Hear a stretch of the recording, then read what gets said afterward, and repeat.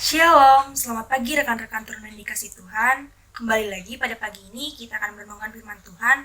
Tetapi sebelumnya mari kita bersatu di dalam doa. Tuhan Yesus yang baik, Tuhan terima kasih atas berkat dan kasih-Mu kepada kami. Tuhan, sebentar lagi kami ini merenungkan sedikit dari firman-Mu. Biarlah apa yang kami baca, apa yang kami renungkan dapat menjadi berkat dan pedoman bagi kehidupan kami di hari lepas hari. Terima kasih ya Tuhan. Amin. Rekan-rekan, pembacaan Alkitab kita pada pagi ini terambil dari Markus 8 ayat 22 sampai dengan yang ke-26.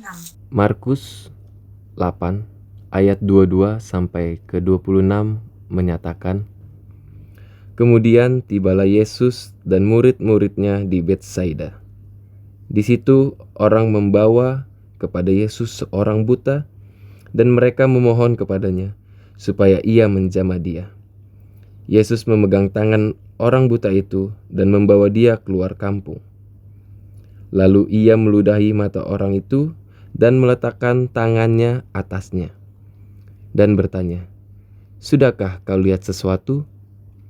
Orang itu memandang ke depan lalu berkata, "Aku melihat orang, sebab melihat mereka berjalan-jalan, tetapi tampaknya seperti pohon-pohon." Yesus meletakkan lagi tangannya pada mata orang itu, maka orang itu sungguh-sungguh melihat dan telah sembuh, sehingga ia dapat melihat segala sesuatu yang jelas. Sesudah itu Yesus menyuruh dia pulang ke rumahnya dan berkata, "Jangan masuk ke kampung." Demikianlah firman Tuhan, terpujilah Kristus, Hosiana. Rekan-rekan, mujizat penyembuhan orang buta di Betsaida ini terjadi secara bertahap. Tidak seperti yang lumpuh langsung dapat berjalan, yang tuli langsung dapat mendengar, atau yang buta langsung dapat melihat. Waktu orang buta itu dibawa oleh teman-temannya kepada Yesus, mereka berharap bahwa Yesus akan segera menyembuhkannya. Namun ternyata Yesus membawa orang buta ini keluar dari kampung.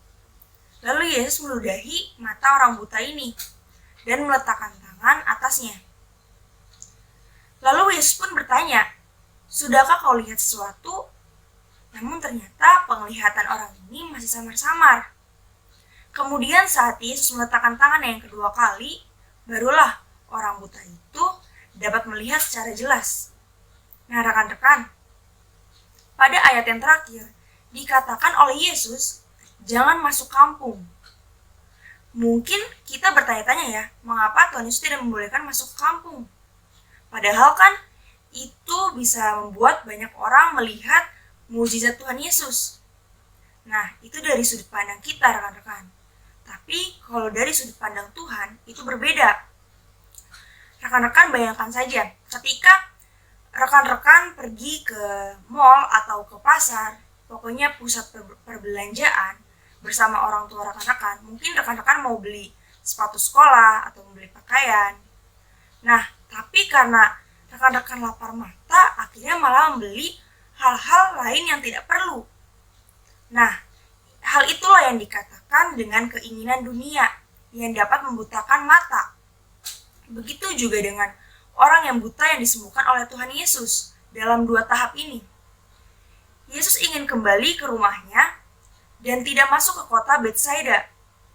Rupanya waktu untuk pemberitaan tentang karya dan diri Tuhan di Betsaida itu belum tiba. Itulah sebabnya Tuhan Yesus melarang si orang buta ini telah sembuh masuk ke kampung halamannya. Nah, apakah mujizat dari Allah itu masih ada sampai sekarang? Nah, jawabannya tentu masih ada rekan-rekan. Karena mujizat adalah salah satu cara Allah menyatakan dirinya kepada manusia melalui Roh Kudus. Kita hanya perlu membuka hati untuk menerima Tuhan Yesus, melakukan hal-hal ajaib dalam hidup kita. Artinya, jika kita melakukan apa yang menjadi kehendaknya Tuhan, Tuhan pun akan memberikan kemudahan bagi kita agar kehendaknya itu terwujud menurut caranya sendiri. Nah, rekan-rekan, jadi tetaplah berkarya dan bersaksi dimanapun diutus.